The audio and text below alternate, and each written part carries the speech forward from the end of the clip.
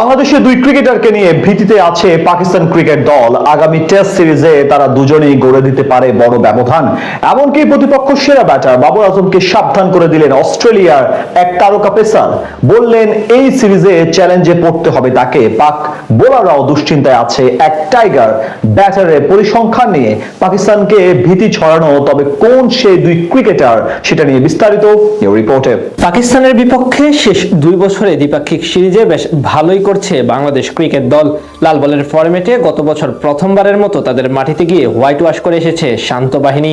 এবার সুযোগ দেশের মাটিতেও সিরিজ জয়ের গৌরব অর্জন করা, আর সেখানে দুই ক্রিকেটার ভীতি ছড়াচ্ছেন সফরকারীদের, যাদের নিয়ে একটু বাড়তি সিরিয়াস পাকিস্তানের নয়া কোচ সরফরাজ আহমেদ। পরিসংখ্যান বলছে এই জুটি বড় পার্থক্য করে দিতে পারে টেস্ট সিরিজে। এমনকি ওজি পেসার অ্যারন হার্ডিও পাকিস্তানের ব্যাটারদের বিশেষ করে বাবর আজমকে সাবধান করে দিয়েছেন। ধীরে ধীরে দুঃসময় কাটিয়ে আবারও নিজেদের চেনা ছন্দে ফিরতে শুরু করেছে বাংলাদেশের ক্রিকেটাররা। পাকিস্তানের বিপক্ষে কয়েক মাসের ব্যবধানে ওয়ানডে ও টি-20 সিরিজ জয়ের স্বাদ পেয়েছে লাল সবুজের প্রতিনিধিরা। তাই টেস্ট সিরিজেও পরিষ্কারভাবে ফেভারিটের তকমা থাকবে টাইগারদের পক্ষেই। তবে এই সিরিজে সবচেয়ে বড় এক্স ফ্যাক্টর হতে পারেন ডানহাতি স্পিড স্টার নাহিদ রানা, যাকে নিয়ে মূলত বেশি সিরিয়াস পাকিস্তান ক্রিকেট দল। বল হাতে দুর্দান্ত সময় পার করছেন রানা। সদ্য পিএসএলেও অসাধারণ পারফরমেন্স করে পাকিস্তানি ব্যাটারদের মনে ভীতি সৃষ্টি করেছেন তিনি। তাই এই সিরিজে তাকে নিয়ে একটু বাড়তি সিরিয়াস থাকবে, এটাই স্বাভাবিক। তাছাড়া প্রতিপক্ষ পাকিস্তান মানেই বল হাতে জ্বলে ওঠেন রানা।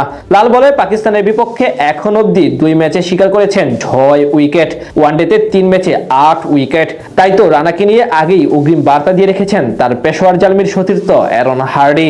পিএসএল এ বাবর আজমের অধীনে খেলেছিলেন বাংলাদেশি এই পেসার। তবে এবার টেস্ট সিরিজে তার প্রতিপক্ষ এই তারকা batter. Bangladesh Pakistan test series, আর সেখানে নাহিদ বাবরের মুখোমুখি হওয়ার প্রসঙ্গ টেনে ওজি পেসার অ্যারন হার্ডি বলেন, আমি জানি সপ্তাহখানেকের মধ্যে নাহিদের টেস্ট খেলা আছে।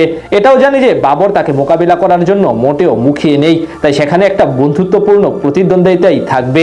অর্থাৎ বাবর যে খুব বেশি স্বস্তিতে নেই সেটা বোঝাই যায় তার কথাতে। রানার পাশাপাশি এই সিরিজে লিটন কুমার দাসকে নিয়েও বাড়তি হোমওয়ার্ক সারতে হবে পাকিস্তানকে। তিনিও অন্যতম ভীতির কারণ হতে পারেন সফরকারীদের জন্য। পরিসংখ্যান বলছে তাদের বিপক্ষে বরাবরই ব্যাটাতে উজ্জ্বল মিস্টার এলকেডি। এখন অবধি পাকিস্তানের বিপক্ষে 5 টেস্টে লিটনের ব্যাটিং গড় পাক্কা 60, রান করেছেন 480, যেখানে 2টি করে সেঞ্চুরি এবং হাফ সেঞ্চুরি আছে। তার মাঝে বাংলাদেশের মাটিতে 2 ম্যাচে করেছেন 224 রান। তাছাড়া পাকিস্তানের বিপক্ষে বাকি 2 ফরম্যাটেও বেশ ভালো ব্যাট করেছেন লিটন। সেখান থেকে বলা চলে এই সিরিজে সফরকারী বোলারদের জন্য এক ভীতির কারণ হবেন মিস্টার এলকেডি। নাহিদ রানার সাথে তিনিও বড় পার্থক্য করে দিতে পারেন 2 ম্যাচের সিরিজে।